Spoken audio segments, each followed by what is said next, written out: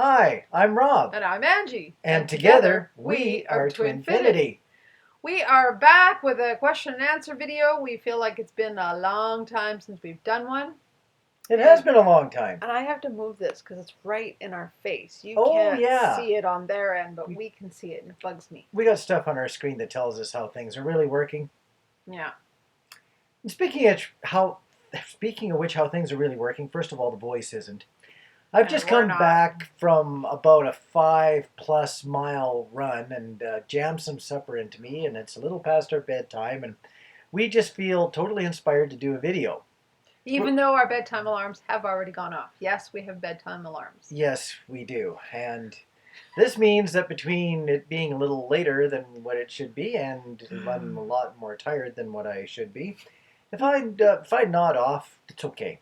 I'll just get an elbow in the ribs and all will be fine. Okay. The dog's already nodded off. Yeah, the dog's already gone to sleep on us. It's past the dog's bedtime. Yeah. There's an advantage to this.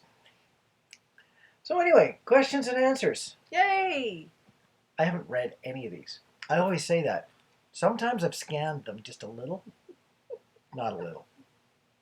So funny. Oh, first question is for Angie. Good, that'll give me a chance to nod off right away. Not that I won't say anything.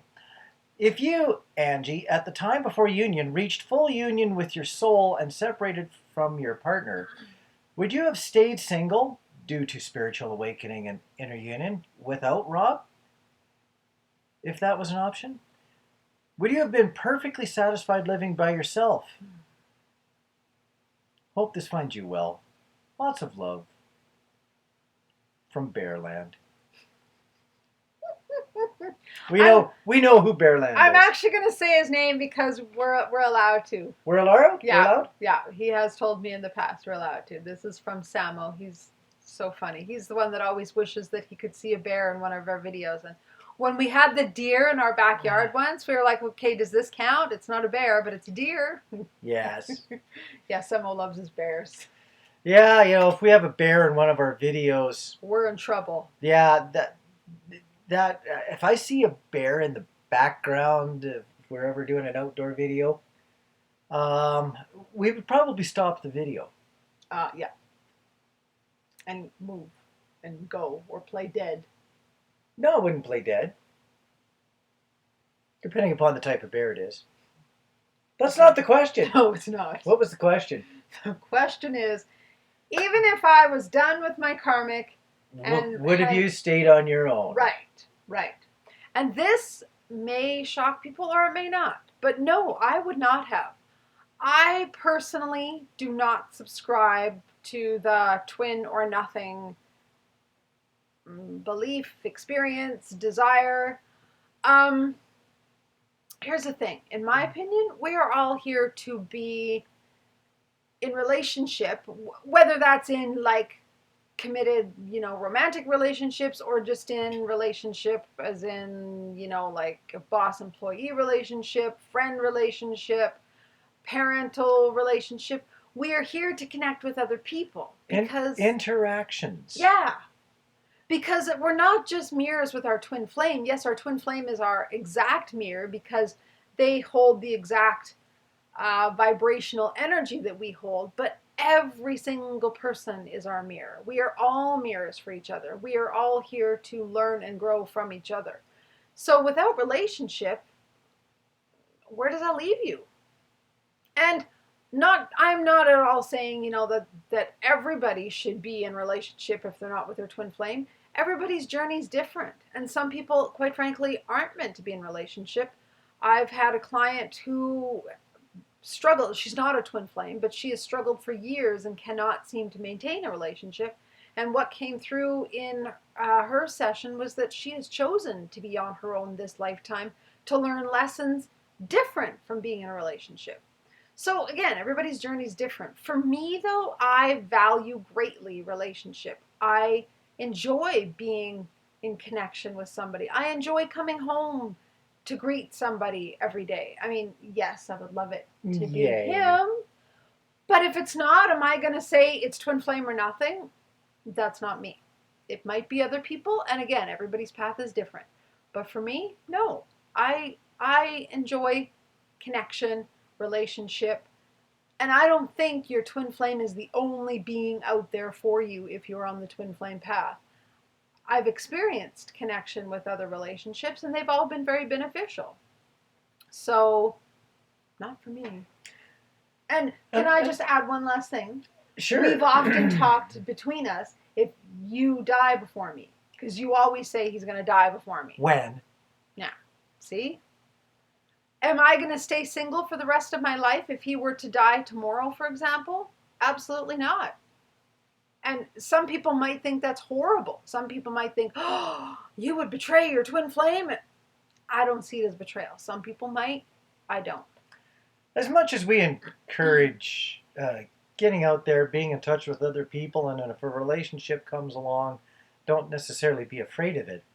If you're also feeling completely like you should be on your own, don't go against that. Yes. Your inner feelings are more important than us spouting that it's so great to have interaction with others. Totally. It's always about following, how many times do we say it? Following your own guidance, following your own inner call. Because, like we keep saying, everybody's journey is different. And also, just to be clear, just because you have inner union, it doesn't mean that we can't desire connection with other people. Inner union simply means we don't need somebody else. We don't get fulfilled. Our needs are what's the right word? We're not codependent with somebody else. We don't require them in our life in order to be full. But I would desire that. And I don't think there's anything wrong with desiring connection. Yeah, very true. And intimacy. Not just physical intimacy, but just sharing, talking, sharing soul-to-soul connection. We're all souls. We're all here to work together. So yes, as much as it's a very individualistic decision to be in other relationships or risk other relationships or to stay single, wow, we ourselves have experienced a lot more growth by having close, intimate relationships with others. No, that's, even though the question was for me, I want to hear your answer. If I died tomorrow, what would you do? Would you be single for the rest of your life? I probably would be single for a while, but oh, for sure. But I wouldn't be striving to be single. I'd leave the door open, and I would be cautious and wise about it. But if let's just say, if a soulmate walked into my life, let's say 2, 3, 4, 5 years later, I wouldn't be saying no, simply because I know that my twin was here and isn't here anymore. Yep, I totally agree. Yeah. And I think for us, like, I wouldn't have a problem with him being with somebody else if we were no longer together. Quite frankly, even if we were no longer together in a relationship, because as far as I'm concerned, and this is another thing. Oh God, this first question. You're all. This first question. First question. There it is. Whole video. Yeah, here we go. Gonna blow up everybody's world with some of my answers. I don't even necessarily know. This twin flame journey is so new to all of us. I mean, how many years ago was it that most of us didn't even know about twin flames? We only believed in soulmates. So how do we know what the full experience with the twin flame is? Who says we're all guaranteed to be with our twin flame forever? What if someday you and I split up? I mean, God forbid, I don't want that. I'm not asking for that. But I don't not consider that, because life is life. Like, you can't believe that everything is going to be guaranteed and solid, and life happens, change happens. We're always going to be connected because we share a soul. But can we be connected and be with other people? We were for many years. No, I'm going to throw it out there too from another point of view. If we were both still alive but not together, I would be probably a little less inclined to be in another relationship because I would probably be doing too much of the comparing things. Agree. But if you were not alive, okay, how about this? If I died and I was looking from the point of view of spirit, I would be disappointed if you would barred yourself from the ability to feel and experience love. Yes. That would be a sadness to me as a soul looking from spirit's point of view. Totally, and I see it the same way. I like this. This is nice. Yeah. Sorry. These are fun questions because we get to like learn little things about ourselves too. Yeah, you never know what the other person's going to say. This is so nice. This is mushy. I'll hang around for a few more I years. was just going to say, okay, now that we've talked about death, Now we've killed both of us off. And we can come back now. So hopefully we haven't blown you up with our answers. Sorry. Next question? Yep. I think we're already in trouble with the first one. Yeah. We better move on. We better. Oh, I hope the next questions don't lead back to this, or else we'll just get stuck in that whirling vortex again. After gone through the stages of doubt. Not death, just doubt. I'll have to read the rest of this question and see if I can understand what the stages of doubt are. Being guided to videos and blogs and other sources of knowledge, understanding, acceptance of the TF journey, and meeting like-minded soul family, I reached a stage where I'm being asked to trust and develop my own journey. Yes, isn't it always a leap of faith when you decide that you're on a journey that you don't know where it's really going? I'm already commenting. I'm not even done with the question.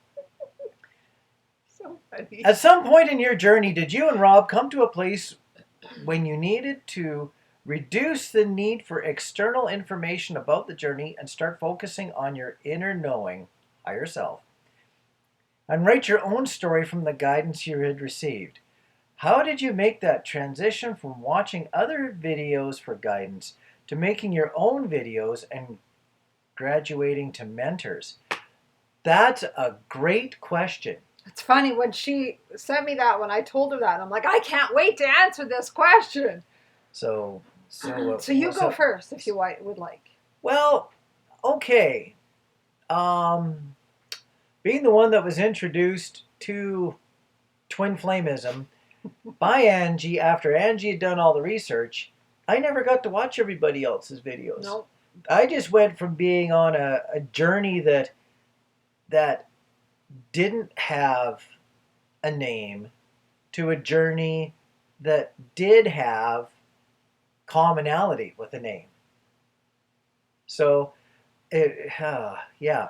So it was really a bit of an awakening to the thought that there really was a path as opposed to just bumbling through the darkness of learning knowledge.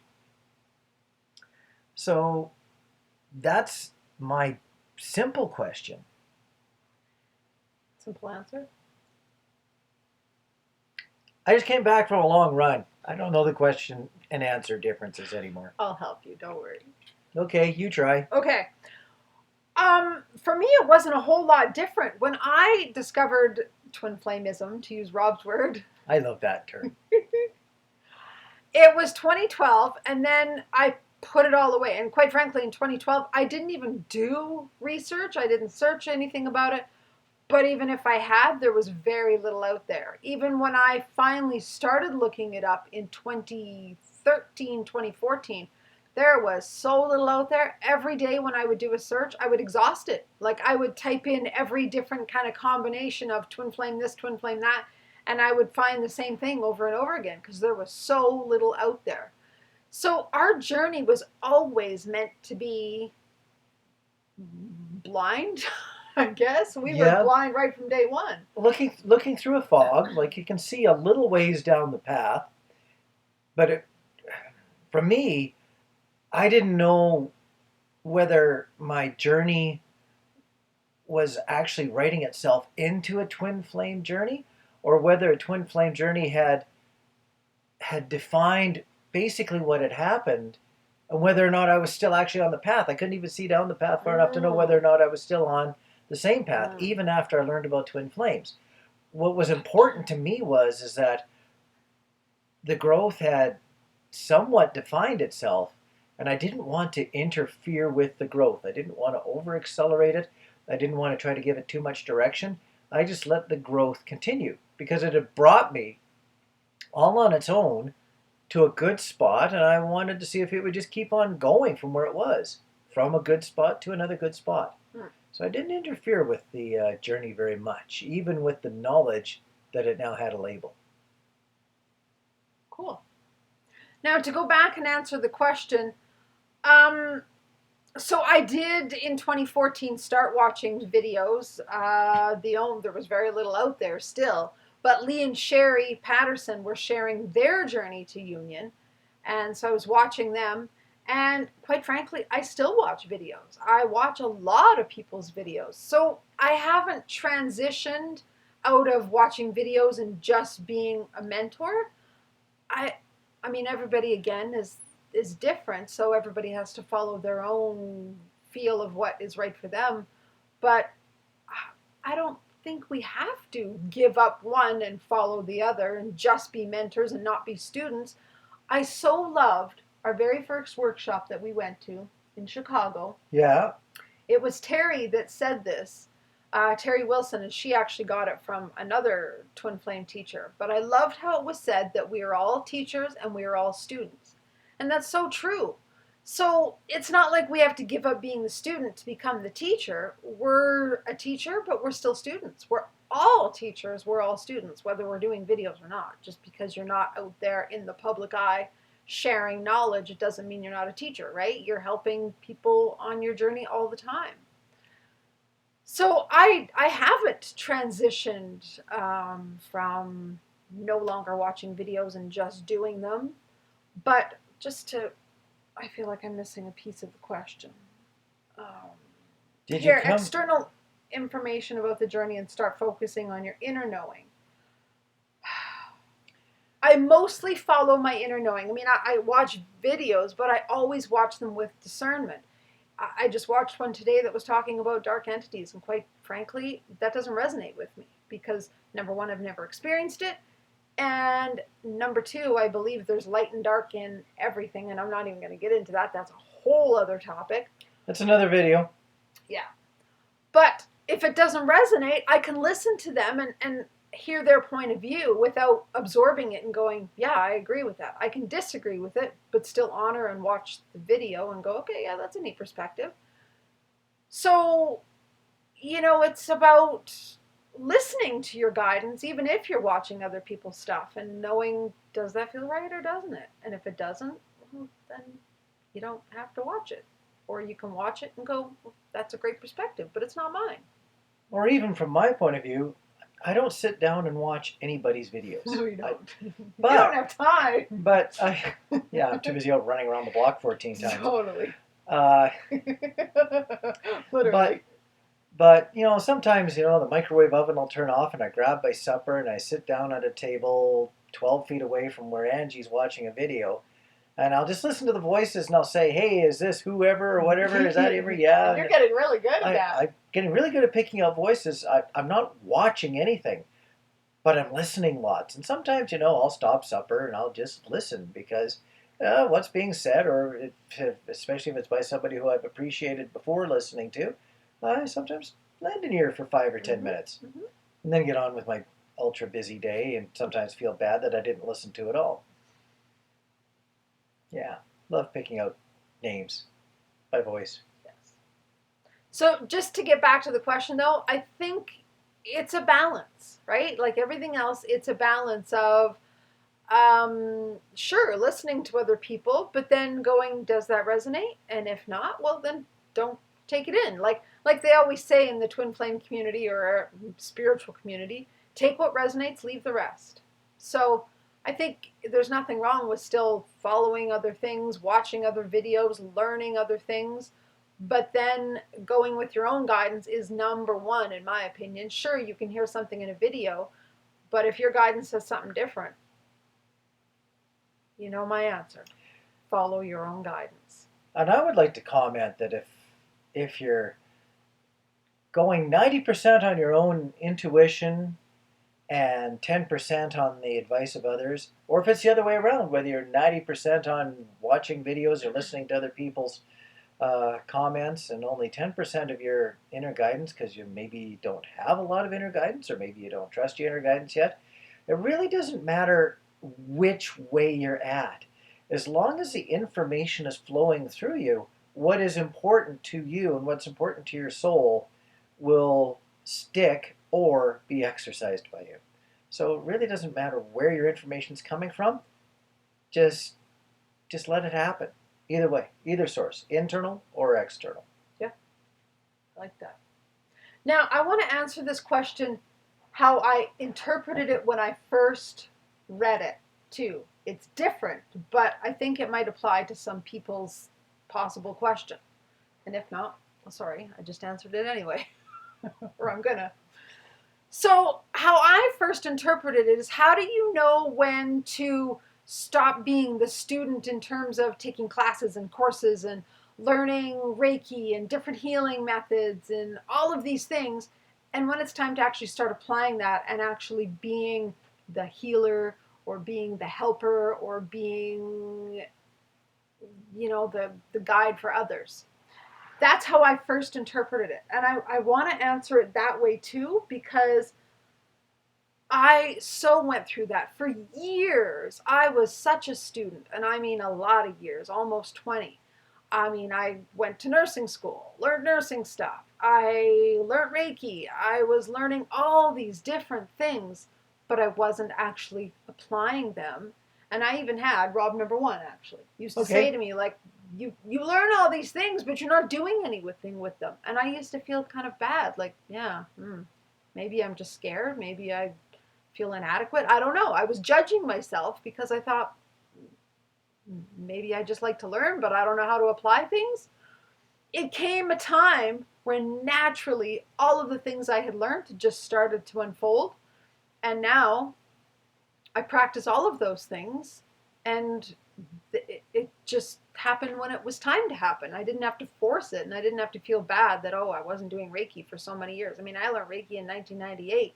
I didn't start actually practicing it on a regular basis with clients until you started coming back into my life, which is funny because I learned it when you were in my life. The first time, yeah. So it's very much a twin flame thing, possibly, because our twin flame, when they awaken us, they awaken our gifts, right? All of a sudden, our gifts start coming out. Activations. Totally. And when you started coming back into my life is when all those gifts started being activated again. And now I'm very active in like doing Reiki and past life regression stuff and mediumship. And it's all just, I didn't even have to try. I didn't even have to put it together. It just happened.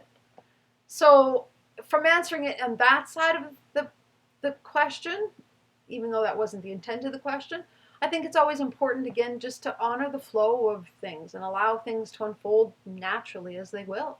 And they will when the right time is. We don't have to force things to happen.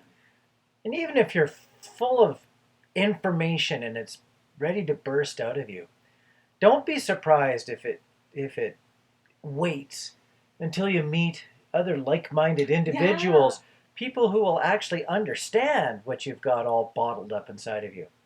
So, yeah, maybe don't be in a hurry to seek out these people, but if they fall in your lap right in front of you and they're going to understand what you're talking about and you'll be able to bounce ideas and stuff back and forth, often that's when the information can flow without judgment, with acceptance.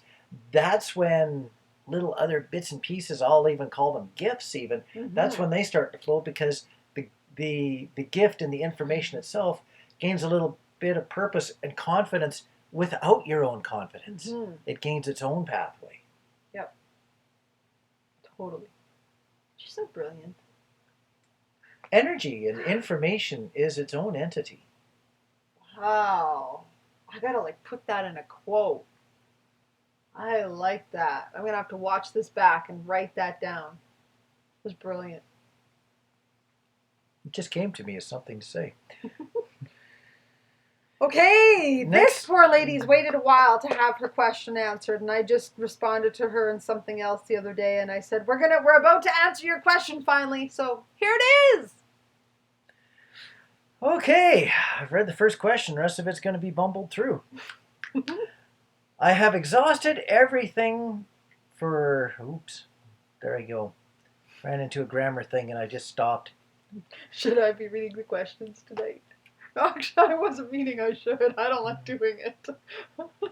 Ever since, this is probably one thing I should actually do, because ever since I was in, I think, grade 5, we had to read out loud, and I remember like having anxiety.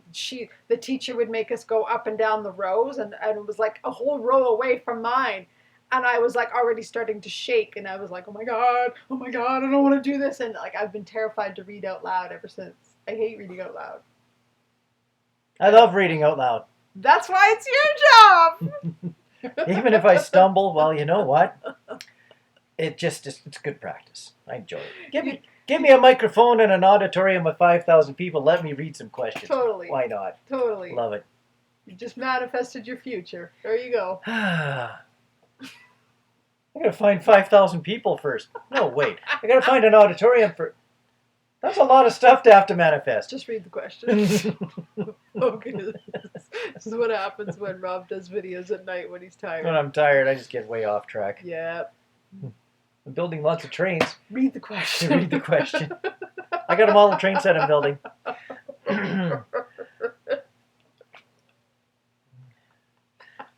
I have exhausted everything for being in union with myself and my TF. I'm almost 49 years old now, and it's been a long process. Years and years and decades. That sometimes happens. I started this long journey since I was a child. Then 8 years ago, found a false twin, who I thought was my TF. Boy, doesn't that happen a lot. And he catalyzed everything. I closed my fashion business, got a divorce, left a big house, became a Reiki healer and master, met my star team and told them I needed to channel and write a book. All of these things I did, and I followed just to be in alignment with myself. Trust me, I went within me to the point that when I meditate, I levitate and I move things. Love it. God, I wish I could do that. I feel like that could be one of my gifts sometime. That's pretty cool. I'm jealous of that. No, I'm not jealous. Just working on it. I can even raise fire. We like fire. Fire. I changed my diet and was even told by a psychic my blood type is changing because of that. I have helped so many people and have changed their lives. I have beautiful long hair and get compliments, and I am good with makeup, but I am still single. I met a guy who I thought was my TF last year and finally told him this January who we really are, but he just wants to remain friends. So I said, no, I deserve more than that, and so I want to move on and have not heard from him since. I feel so disappointed and ugly and feel I am not doing enough healing and enough aligning and physically beautifying myself. I don't know anymore what to do. Well, the only thing I have not done to love myself are two things. Go to the gym and have plastic surgery. Angie. Well, I'm glad you're trying to answer this one. Oh, I'm going to make you answer it too. Yeah, that always comes around. Yes, it does. Help me, please. Maybe you have, or your angels can shine a light and give me a different perspective. Okay, so even though it's directed at me, do you want to, because sometimes you just get like answers, so I always invite you if you want to answer it first, because I've had time to read it and process it, or do you want me to go first? All I get from this question is a feeling. I get a feeling of panic. It comes right back to the second sentence about being 49 years old. And that the journey has been decades and decades. And that there was lots of growth, lots of understanding, needed to channel and write a book, became gifted with gifts, the ability to move things, light fire. Levitate. But when it comes to relationships, everything has to be fast. It's got to be the right person with the right soul energy and be right now. You deserve more right now, or you're going to move on. When you find the right person with the right soul energy, that's a gift all on its own. Let's step outside the realm of twin flameism and say that maybe there is 10 other souls that are manifested and living right now that a person could be with. We'll call it just soulmates for now. Just give them that term. And when you bump into one of those people and you're lucky enough to find one of those people, would that not be the right time to continue to practice patience? The patience that has allowed the rest of the journey to develop and unfold in its own time. I'm not being critical from the point of view of, I deserve more of it right now, and you are the target. Oh, okay. Scare them away. Now you're back to nothing. I think a little bit of lack of patience stepped in the way and tripwired this poor person. Yeah. Patience. That's one of my words. Yes, it is. Just when a person needs patience. You have patience, I have go within. We're known as the patience and go within people. And she doesn't tend to practice a ton of patience. I used to be the most patient person in the world. When I was 12, I was like a patient saint. Now, patience, all out the window. I got no patience. I can't even handle driving down the road. I'm yelling at the people in front of me, move out of my way! Yes, I do that. Only at certain times of the month, but we're not going to go there. When she comes home with one of those stories, I go for a run, many runs. And don't come home. Bike ride. Oh, I'm doing my bike ride. That's like 25 minutes. I'll go for a run. Oh, bedtime. Good night. Sleep tight. Okay, your turn. Yeah, and when it's PMS and a full moon, oh dear God, help us all, including me. Okay, we're off topic. We're off topic, but we are talking about patience and allowing things to happen in their own time. Even if it's a very 3D time, it still is divine time linked. Divine time still touches everything. Yes. Whether you're 49 or not, the spirit don't care about age because spirit doesn't resonate with numbers. Or whether a certain portion of the journey is going to take 6 months. Can you condense it to 3 months? No, not with backing up and spending the other 3 months it would take to repair the first rushed attempt at the 3 months. Guess what? You're back to 6 months. Seems to me that everything is going to take its time. Yeah. So a couple of things I wanted to address is... I'll be quiet now. Well, no, you can interject. It's like a dossier of I've done this and I've done this and I've got all these check marks. So what I hear in here, and again, I am not trying to be at all judgmental or critical, but what I hear is a lot of ego speaking rather than soul speaking. So ego is saying, but I've done this and I've done this and I've done this. So my twin flame should come and it should be now and I shouldn't have to wait and I'm 49 and I've followed everything I was supposed to do. But it's like, is that true self-love? Is having a checklist of, well, I've done all these things. To me, that's more ego than soul. That's more outer validation than self-love. Self-love doesn't go by a checklist. Self-love doesn't say, I feel ugly. Self-love honors self no matter what. When they're saying, the only things I haven't done to, quote, love myself are two things. Go to the gym and have plastic surgery. So here's the thing. Loving yourself isn't about just being satisfied with your outer experience or your outer appearance. I certainly don't have a perfect body. And in fact, I'm going to tell this little story. Right before we started the video, I was like, God, my cheeks look all kind of fat and poofy. I got a wrinkle on my knee. I got a wrinkle. I have wrinkles now. And I'm like criticizing my body all the crap before we started the video. Does that mean I love myself any less? No, it means I'm observing that age is starting to show in my body. And I'm like, hey, I'm only 45. Why is this showing? But I still love myself. I can still stare at myself in the mirror straight in my eyes and with tears of true love and joy tell myself that I love myself, because I know I'm more than a body. I know my soul. I've connected deeply with my soul. And I think that might be the piece that's missing here, is the soul piece, the loving yourself deeply, not just the physical parts.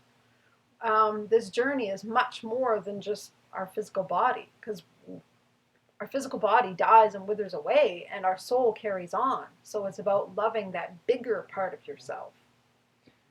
My turn. Okay. External appearances. Okay. I think we've all met, male, female, whatever. Beautiful, I'll just use that word, 39-year-olds. How about beautiful 49-year-olds? Beautiful 59-year-olds. When you meet a beautiful 89-year-old person, chances are you're not going, wow, they still go to the gym every day. Man, do they ever look tight, solid, and lean and muscular. Chances are you have met someone who has physically declined, but what you're seeing is their wisdom and their soul and their experience and their vibrance, and you're going, wow, is that ever beautiful? And also, when people say, hey, when the most beautiful people that you've ever met, sometimes that old 89-year-old person, someone who's 90-year-old is just going to comment and tell me that 89 is not old. Fine, I'm good with that too. When you think of that elderly person, when people talk about beautiful people, and you think of them in the same light as the 22-year-old person that you see down the block, doesn't that say something? Maybe it isn't about the plastic surgery. Yeah. Maybe it's about the projection of the energy that you give off. Some people are amazing because of who they are, not necessarily what they look like. Yes. And I'm so glad you said that. I don't watch TV. The only thing I watch is maybe once a month, if that, a Netflix movie when Rob's out doing his thing, because he does lots of his things, trains and running and golfing and everything. And I watched a movie a couple months ago with Amy Schumer, I think it is, and it's called I Feel Pretty. And it's so exactly what you said. She was overweight and didn't like herself at all and was trying and trying and trying to make herself prettier. But then all of a sudden she had an accident happen and she saw herself as beautiful and thin. Her outer appearance hadn't changed at all to everybody else, but it had to her. And it changed her whole energy. And all of a sudden she had men falling all over her, and because she felt beautiful. So that's the key. It's the inner, not the outer. Exactly. Now, I also wanted to address one other thing. When she was saying, I met a guy who I thought was my TF last year and finally told him this January who we really are, but he just wants to remain friends. So I said, no, I deserve more than that, so I want to move on, and haven't heard from him since. This is another one that's a big topic that I might get in trouble for. Well, I don't know. I'm going to make a first little comment. Okay. This talk about meeting someone and letting them know that you're TFs, but they just want to remain friends. If I ever go to another conference, workshop, whatever, the next one I go to, if I have a few minutes to have the floor, that's what I'm going to talk about. Is when people have just been slammed with new information and need a year or two to settle down with it and meld with it and do something with it, as opposed to having it being thrown at them. This is what you are. Make a decision on what you're going to do about it right now, or I'm going to move on. It takes time to digest and absorb and learn how to resonate with some of this information, especially when it's just been dumped on you for the first time. Yeah. It really does. I'd love to speak on that with a group of other TFs sometime and see whether or not we as TFs sometimes are very impatient for the new people who have just discovered TFism to catch up. To get it, yeah. Now, your turn again. The piece I wanted to address, and this is where I might get into trouble with the twin flame world. I never worry about that. I never worry about that. Well, that's good. I think I stay in constant trouble sometimes. There are so many people coming out now saying, who knows if twin flames is the be-all, end-all. Twin flames maybe aren't all meant to be together in a romantic way. Twin flames may not even all be meant to be together at all. I used to totally believe that as twin flames, if we were here on Earth, incarnated together at the same time, we were meant to be together. My beliefs are starting to change only because, again, this is all new. We don't know. Everybody's experience is different. Every soul has come with their own purpose. Yes, we are here for the higher purpose of elevating the earth and helping with the ascension. But does that mean we have to be together with our twin flame to do that? Maybe some twin flames are meant to just activate each other and then move on. Or maybe they're meant to be in each other's lives, but not romantically. Again, this is something a lot of people don't want to hear, that this isn't necessarily a romantic relationship. We are, I'm going to say, blessed to have that. Very blessed. Because I enjoy the romantic connection. But is that everybody's journey? I don't know that for sure. Yeah, this is a little bit of a topic of trouble. It's not one that people want to hear, and I get that. We all want to know that it's all going to be romantic and flowery in our prince and princess story, and maybe it's not for everybody.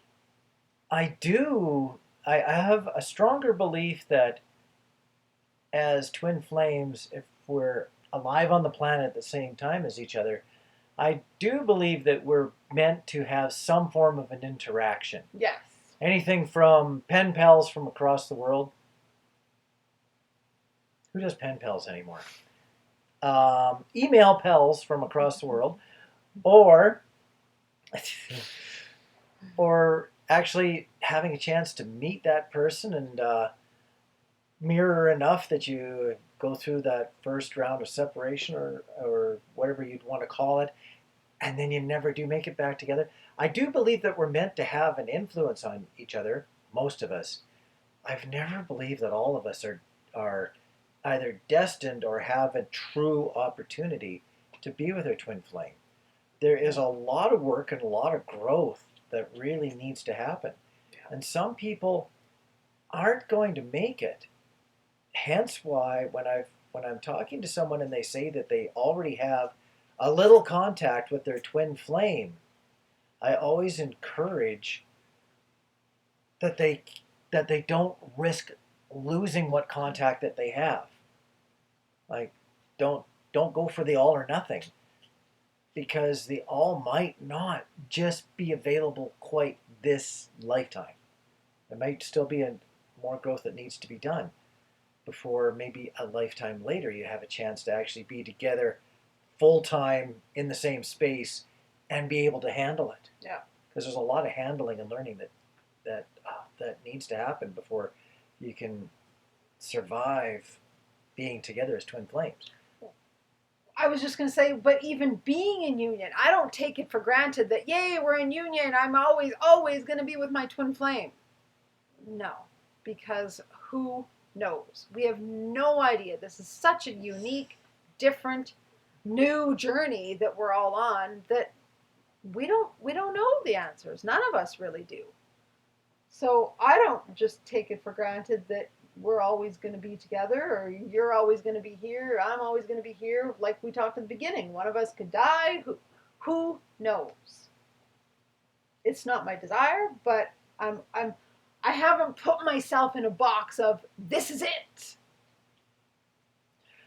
Because the minute you do that, you lose it. The minute you hang on to somebody, you lose it. You got to be always in surrender. Even when you're in union, you're still in surrender. And sorry, now we're kind of getting off topic here. We're kind of off topic, but we're kind of on an interesting tangent. And sometimes tangents are where things go. I don't view what Angie just said the same way that Angie does. This is great because we've never really had this conversation before. I don't mind throwing us into the box of, yay, we've made it, and we're going to be great now for the rest of our lives. I'm okay with that statement, but I got a giant asterisk. I got to draw the asterisk on the screen. There it is. Right through your face. Right through my face. One big asterisk. The asterisk is, it took a lot of work to get to where we are. Huge. It's going to take more work to keep it where it is. Yes, we were just talking about that while you were having supper. Because how we really honor and respect each other. We don't just take each other for granted because we're together. Yeah, it's sort of like when you've got bar magnets, and sometimes you get the north-south, south-north together, and you got the attraction, and then sometimes you get the north-north and the south-south, and it spins the other way. It's like two spinning magnets. Sometimes there's repulsion, and sometimes there's attraction. There's an average and a balance there.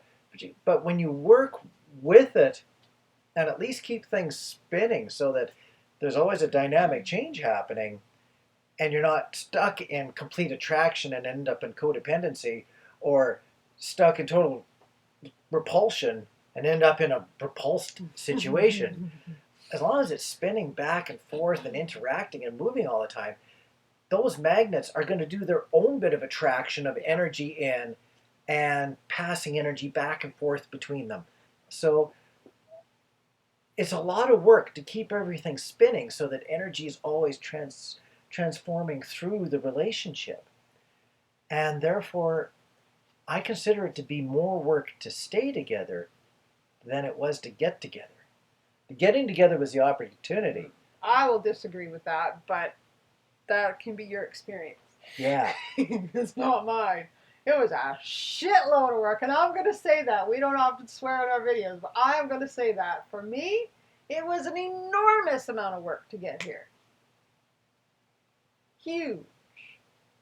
The being that this is like fun. This is easy. It's not work to me. I have another analogy. Oh no. Sort of like when a planet is whipping around the sun doing its orbit thing, and then a giant meteor, or let's call it an asteroid, or maybe a comet. Let's go outlandish, because comets don't do what we just talked about, or else it would be another massive magical event in the history of the Earth.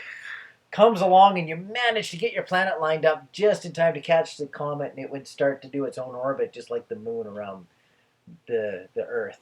That would be a whole lot of work to line that up so that it could all happen. So that's the work that you're talking about. I talk about the work for me now is to stay in a realm where that comet doesn't all of a sudden spin out and continue on in its own journey. So you did the work to attract in the relationship. I just did a lot of healing work. I don't know if it was necessarily I guess as a byproduct it attracted in. Whereas now I see it where, wow, it's happened. It's here. Full speed ahead maintenance. Well, I am kind of high maintenance, I guess, aren't I? I wasn't going there at all.